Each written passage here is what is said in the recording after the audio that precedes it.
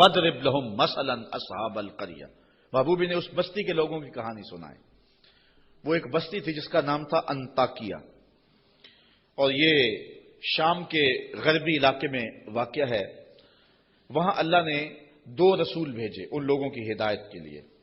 خوشحال بستی تھی، اللہ نے 2 رسول بھیجے، انہوں نے دونوں کا انکار کر دیا۔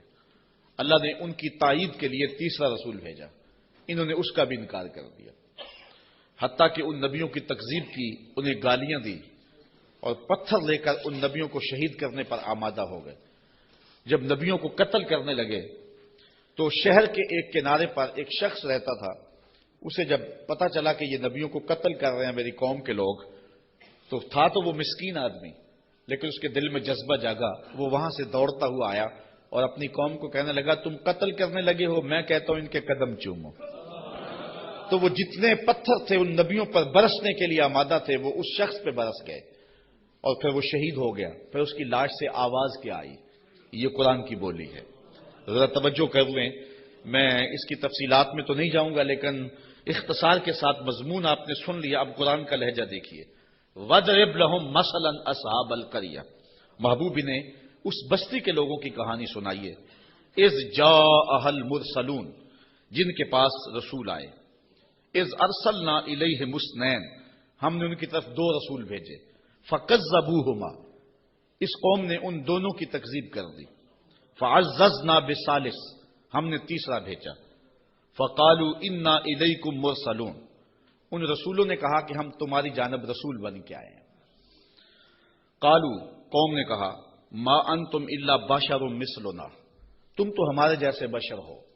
یہ بدبخت اور بد نصیب قوموں کا مزاج رہا ہے کہ پیغمبروں سے روشنی اور نور لینے کی بجائے ان کو بشر کہہ کے ان کی رحمتوں سے اور ان کے دامن سے پھوٹتی ہواؤں سے اور ان کے سینے سے نکلتی شعاؤں سے اور ان کے من سے وابستہ روشنیوں سے اپنے آپ کو محروم کر لیتے ہیں، اور ان کا چلنا پھرنا اور ان کا اٹھنا بیٹھنا، ان کا شادی اور نکاح کرنا اور ان کا بال بچوں میں رہنا اور ان کا بازار میں آنا جانا، اس کو وہ کہتے ہیں کہ یہ اگر نبی ہوتے تو یہ کیوں ہوتا۔ یہ عجیب بات ہے، ان کی عظمتوں کے پہلوؤں کو چھوڑ کے نظر یہاں رکھ دیتے ہیں، حالانکہ یہ بھی انسانیت کے نمونے کے لیے اور ہدایت کے لیے ہوتا ہے۔ اصل بدبختی ہے لوگوں کی، ہمارے بزرگ فرمایا کرتے تھے تم نے حلیمہ کی بکریوں کے پیچھے پیچھے دیکھا، سدرہ پر جبریل کے آگے آگے نہیں دیکھا۔ بس جو یہاں نظر جما لے تو وہ محروم ہو جاتا ہے، اور جو اس سمت کو دیکھے تو وہ روشنیاں پا جاتا ہے۔ تو ان کافروں کا مزاج یہ تھا کہ پیغمبروں کی یہ کہہ کے تکذیب کر دی کہ تم تو بشر ہو، اور صنم خانوں کے مردہ پتھروں کو خدا ماننے لگ جاتے۔ وما انزل الرحمن من شیء، کہنے لگے تمہارے اوپر رحمان نے کچھ نہیں اتارا۔ ان انتم الا تکذبون، تم تو معاذ اللہ جھوٹ بولتے ہو۔ گالیاں دی، برا بھلا کہا، تکذیب کی نسبت کر دی۔ اب ان کافروں نے تو گالیاں دی، پیغمبروں کو برا کہا، تکذیب کر دی، پیغمبروں نے جواب کیا دیا؟ ذرا سنیں اور زندگی کا حسن دیکھیں اور اچھے لوگوں کی عادات دیکھیں۔ اللہ اکبر۔ تو ان پیغمبروں نے کہا قالوا ربنا یعلم انا الیکم لمرسلون، ہمارا رب جانتا ہم رسول ہیں۔ ایک تو بات یہ، اور دوسری بات تم مانو نہ مانو تمہاری ضرورت بھی نہیں ہے، جب ہمارا رب جانتا ہے کہ ہم رسول ہیں۔ یہاں بات سمجھانے کے لیے مجھے پھر ایک مثال دینا پڑے گی۔ اوچ شریف سے بزرگ تشریف لائے راول پنڈی، تو علاقہ بھر کے جو سادات تھے وہ اپنے اپنے شجرے لے کر کے تصدیق کے لیے ان کے پاس پہنچے، چونکہ یہ جد امجد ہیں سادات کے۔ تو پیر میر علی شاہ صاحب نہیں گئے، تو کسی نے پیر صاحب سے کہا کہ حضرت سارا زمانہ آیا ہے اور اپنے شجروں کی تصدیق کروائی ہے، آپ نہیں گئے؟ تو پیر میر علی شاہ رحمۃ اللہ تعالی علیہ فرمانے لگے کہ میں وادی ہمراہ میں تھا، میری عصر کی سنتیں قضا ہو گئی، سویا تو حضور خواب میں ملے، اور آقا کریم نے فرمایا سید ہو کہ عصر کی سنتیں چھوڑتے ہو؟ تو کہا میرے لیے یہ سند ہی کافی ہے کہ حضور نے کہہ دیا سید ہو کہ عصر کی سنتیں چھوڑتے ہو، جب حضور نے سید کہہ دیا اب مجھے کسی اور کی تصدیق کی لوڑ ہی نہیں ہے۔ تو کہا تم مانو نہ مانو ہمارا رب کہتا ہے کہ ہم رسول ہیں، یہی سند کافی ہے کہ ہمارا رب کہہ رہا ہے کہ ہمیں رسول ہے۔ وما علینا الا البلاغ المبین، انہوں نے کہا ہمارا اتنا کام تھا وہ ہم نے کر دیا، ہمارا کام تھا تبلیغ کرنا، اور وہ کھلی تبلیغ ہم نے کر دی۔ قالوا انا تطیرنا بکم لئن لم تنتهوا لنرجمنکم ولیمسنکم منا عذاب علیم، کہنے لگے معاذ اللہ ہم تمہیں منحوس سمجھتے ہیں، نحوست کی نسبت ان نبیوں کی طرف کر دی. اور مفسرین نے لکھا ہے کہ بارش بھی زیادہ ہو جاتی تو کہتے ہیں ان کی وجہ سے، کبھی دھوپ کڑاکے کی لگ جاتی تو کہتے ہیں ان کی وجہ سے، کبھی کوئی چلتے چلتے کوئی گر جاتا تو کہتے ہیں ان کی وجہ سے. یعنی جو بھی انہیں کوئی تکلیف پہنچتی تو وہ الزام دیتے پیغمبروں پہ کہ یہ آئے ہیں 3 لوگ ہماری بستی میں، اس وجہ سے ہمیں یہ تکلیفیں آ رہی ہیں. انہوں نے کہا لئن لم تنتہو، اگر تم نہ رکے باز نہ آئے. اس قوم نے ان 3 پیغمبروں کو الٹیمیٹم دیا، اگر تم نہ رکے تبلیغ کا عمل نہ چھوڑا لنرجمنکم، ہم تمہارے اوپر پتھر برسائیں گے، ولیمسنکم منا عذاب علیم، اور بے شک ہمارے ہاتھوں تم بہت دکھ میں مبتلا ہو جاؤ گے، تمہیں بڑی سزا دیں گے، تکلیف دیں گے. انہوں نے جواب میں کیا کہا؟ قالوا طائرکم معکم، کہا تمہاری نحوست تمہارے ساتھ، تمہاری نحوست تمہارے ساتھ ہی ہے. ان ذکرتم، تم یہ سب کچھ اس لیے کر رہے ہو کہ ہم تمہیں نصیحت کر رہے ہیں، ہم تمہیں ڈرا رہے ہیں، تمہیں ہم تذکیر کر رہے ہیں.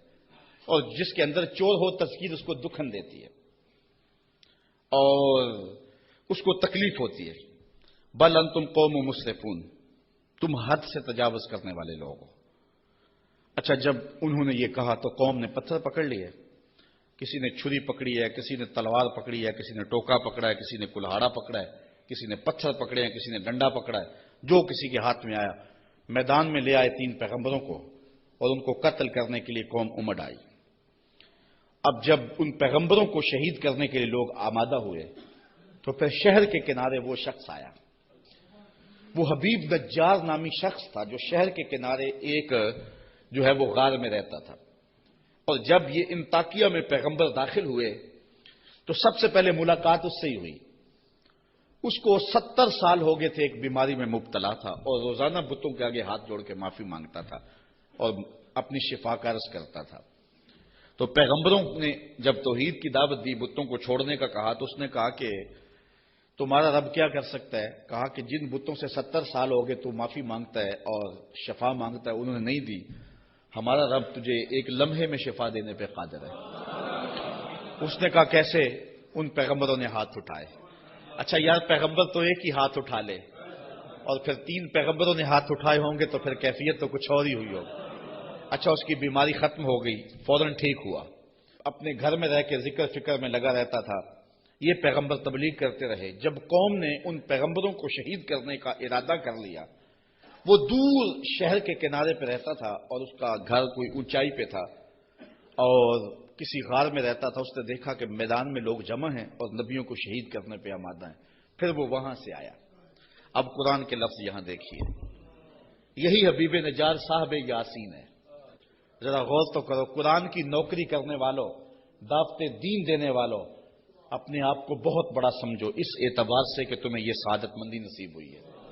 اللہ نے کس اہتمام سے شخص کا ذکر کیا.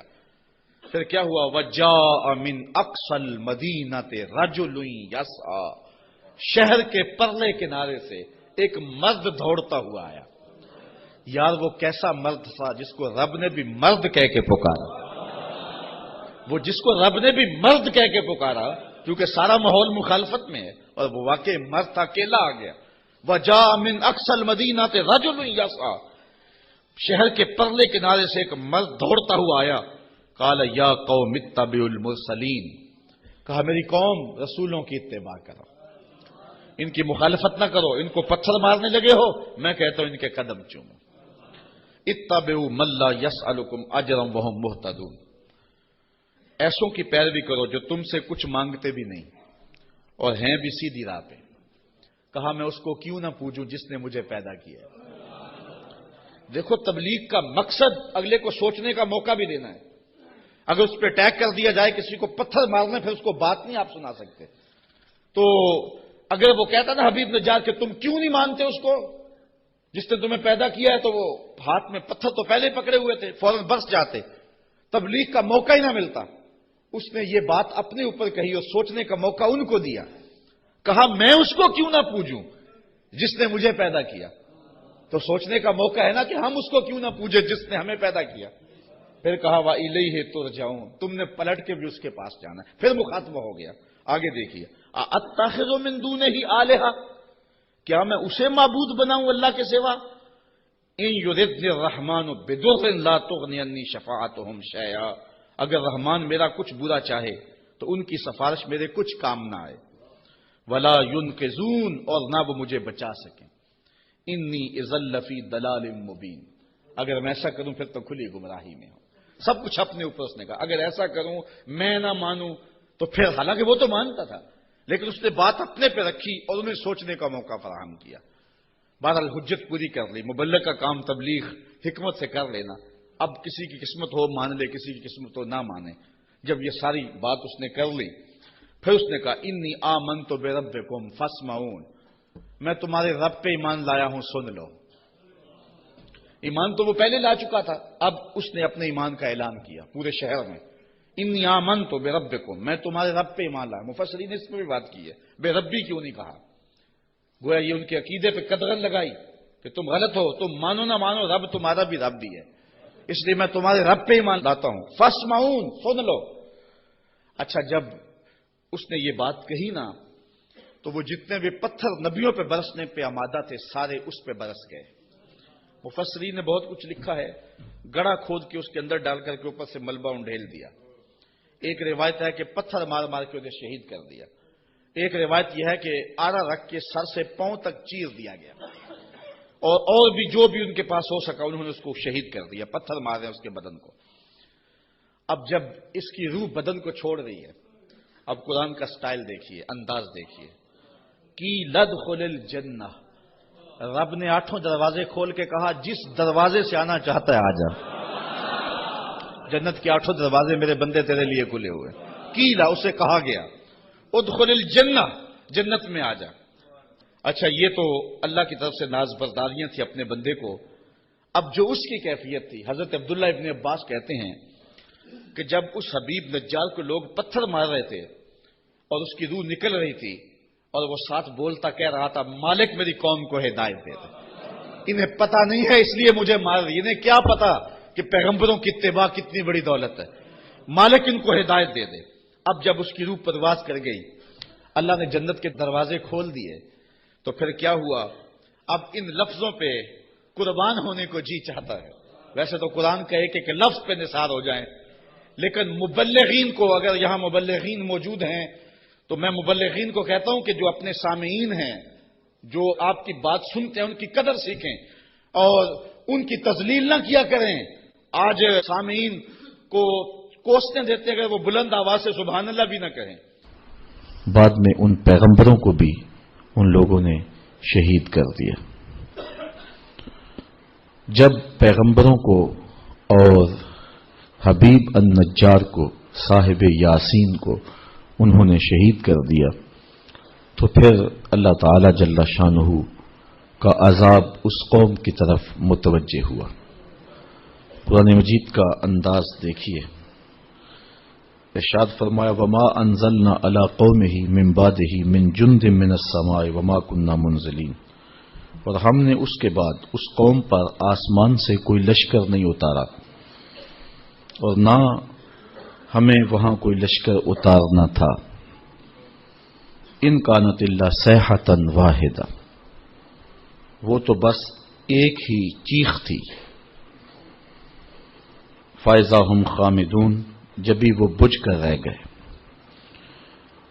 اس قوم کو عذاب دینے کے لیے فرشتوں کی کوئی جماعت بھیجنے کی اللہ کو ضرورت نہیں ہے، اور اللہ کہتا ہے نہ ہم بھیجنے والے ہیں، بلکہ حضرت جبریل امین آئے اور شہر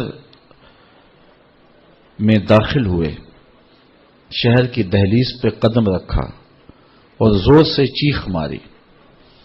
انبیاء اور حبیب النجار کو شہید کرنے کے بعد یہ قوم واپس جا رہی تھی.